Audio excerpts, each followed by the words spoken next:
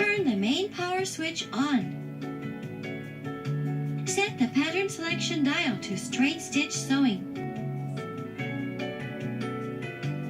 Raise the needle and lift the presser foot to set the fabric.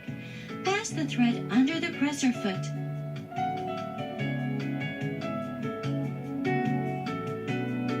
While holding the thread and the fabric with your left hand, turn the hand wheel toward you to lower the needle into the fabric and lower the presser foot lever.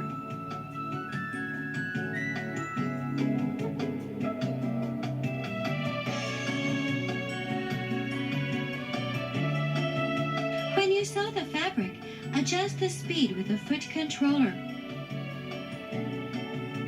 To finish sewing, release your foot from the foot controller to stop the machine, and then raise the needle by turning the hand wheel toward you.